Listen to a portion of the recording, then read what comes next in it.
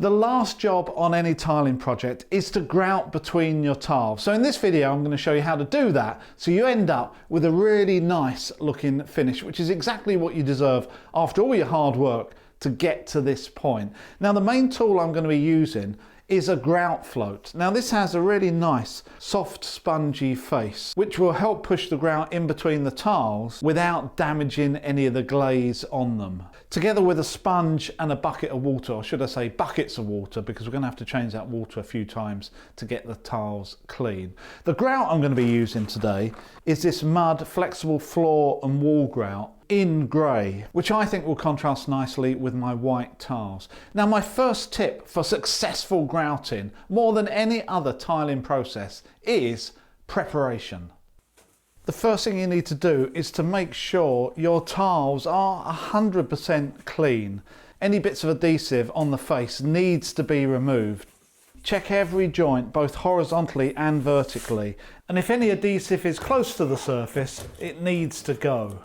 Like I am here, I'd recommend doing this with something plastic rather than steel, as you might end up scratching and damaging the new tiles. Once you've checked every single joint and you're 100% happy, then mask off any areas around the perimeter of where you plan to grout to keep them clean, and put down some type of protection on the floor, because grout will inevitably end up dropping off the wall onto the floor during this process.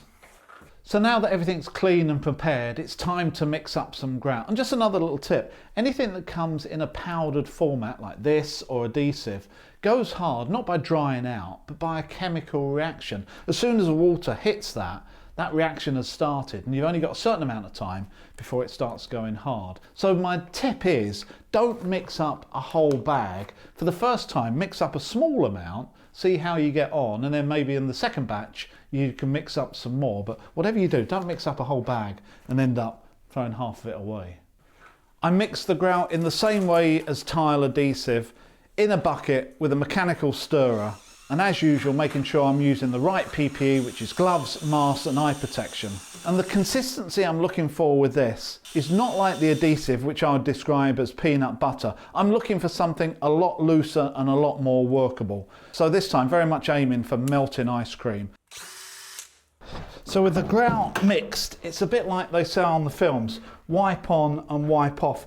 My first pass is actually forcing the grout into each one of these lines to make sure it's fully filled with grout. Then I want to take off the excess with a diagonal motion, which means that the edge of my float doesn't end up getting caught in any of these and forcing the grout out. You want to be using that diagonal to take off as much material as possible.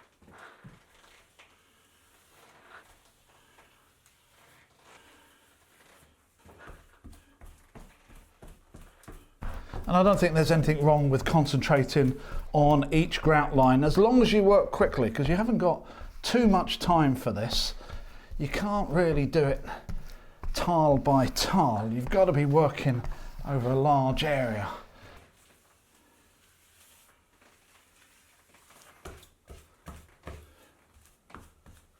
I don't want to wait too long before taking off the excess, because that's going to be a real problem if you leave it on too long. So now I need to try to take off as much as possible. Just check the joints as I go along. As I remove the excess, I'm looking for areas I've missed, which at this point are easy to fill with a little bit more material.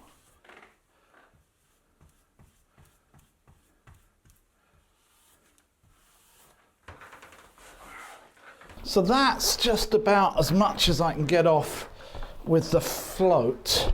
So I use a well wrung out sponge to continue to remove the grout from the face of the tiles without pushing it too hard into the grout lines, just so I get off the majority of the grout from the surface at this stage.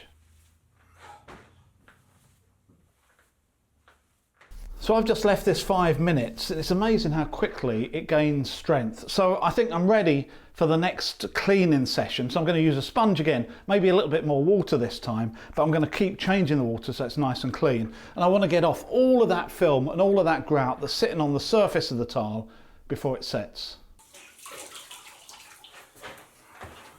With the grout now gaining strength, I can be a little bit more robust with the cleaning while washing the sponge out regularly in clean water to help remove any of the grout from it, so I don't just keep spreading it around in circles.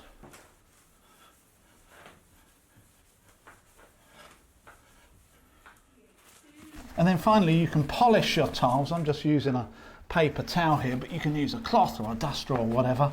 And I would recommend doing that now to perfection, because anything that's left on the surface is progressively getting harder. So if you leave it for tomorrow or the day after, it's just harder and harder to do.